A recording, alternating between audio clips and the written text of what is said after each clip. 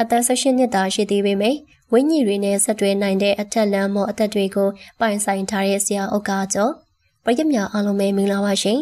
လောကကြီးမှာမျက်စိနဲ့မမြင်နိုင်တဲ့ထူးခြားဖြစ်စဉ်တွေကအများကြီးပါတာမန်လူတယောက်တွေယုံကြည်ဖို့ခက်ခဲပေမဲ့လွန်ဆက်နိုင်ပေယုံကြည်လိုက်ရတဲ့အခိုက်အတန့်တွေလည်းရှိပါတယ်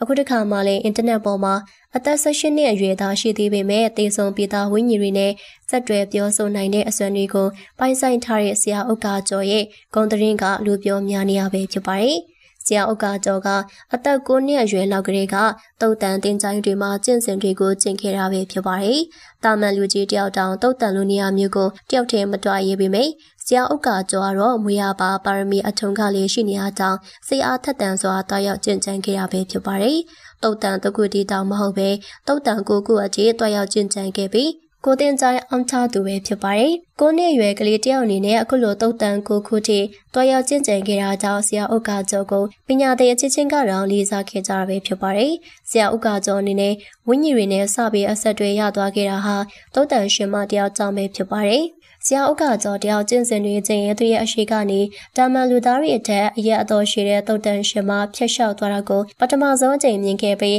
လန့်ဖြားသွားပါသေးတယ်။အဲဒီနောက်ပိုင်းမှာတော့ဆရာဥက္ကာကျော်ကပရလောကသားတွေနဲ့အဆက်အသွယ်ရရှိသွားတာပဲဖြစ်ပါတယ်။ဆရာဥက္ကာကျော်ကပရလောကဝိညာဉ်တွေနဲ့ဆက်သွယ်နိုင်တယ်ဆိုပေမဲ့သူဟာလူတိုင်းကိုတော့သူရဲ့ပညာရေးထုတ်သုံးမပေးပါဘူး။မူကင်းတွေအသေးဆုံးမှုရဲ့အမှန်တရားကိုသိချင်တဲ့သူတွေလောက်ကိုသာကုညီဆက်သွယ်ပေးတတ်သူပါ။သူဟာဝိညာဉ်တွေနဲ့ဆက်သွယ်နိုင်တဲ့အပြင်အသက်ရှင်နေတဲ့သူတွေရဲ့တေမန်နေကိုလည်းကြိုးတည်တဲ့အဆက်တွေရခဲ့ရပဲဖြစ်ပါတယ်။လူတိုင်းဟာတေဆုံးမှုအတွက်ဝေဖွာလာကြရဲဆိုပေမဲ့တေခြင်းတရားကိုတကယ်ရင်ဆိုင်လိုက်ရချိန်မှာတော့အမှန်တကယ်တေခြင်းတဲ့သူကမရှိသလောက်ပါပဲ။ဒါကြောင့်ဆရာဥက္ကာကျော်ကသူ့ရဲ့အစွမ်းတွေနဲ့အသက်အန္တရာယ်ကနေကင်းဝေးအောင်ပတိတွေပေးလေးရှိပါတယ်။ပရလောကသားတွေနဲ့ဆက်တွဲနိုင်တဲ့အပြင်ရှေ့ပြဟော်ရီမှာလည်းတိကျမှန်ကန်မှုရှိတာကြောင့်ဆရာဥက္ကာကျော်ကိုကူးကွယ်ယုံကြည်ပြီးဆရာတင်တဲ့သူတွေများလာခဲ့တာပဲဖြစ်ပါတယ်။လက်ရှိအချိန်မှာတော့ဆရာဥက္ကာကျော်စီမှာတပည့်သား80ကျော်လောက်ပညာသင်ယူနေကြပဲဖြစ်ပါတယ်။အသက်ငယ်ပိုင်းကစပြီး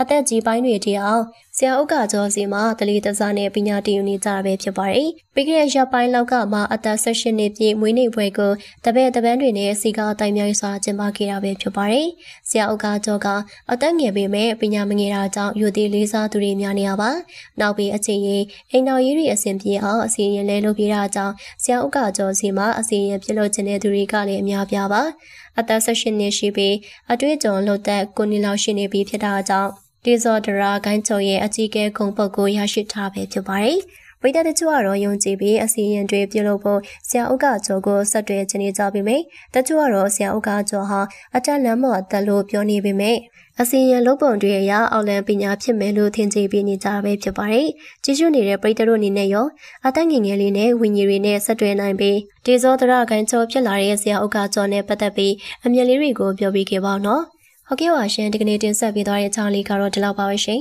နောက်ထပ်လည်းစိတ်ဝင်စားဖွယ်ရာအကြောင်းတွေနဲ့တူပြန်လာခဲ့အောင်မှာဖြစ်လို့အသစ်တော်ဗီဒီတနာမလို့တန်းသိရှိနိုင်ဖို့အတွက်ဘေးနာချက်ပေးခေါင်းလုံးလေးကိုလည်းနေထားပေးကြပါအောင်ရှင်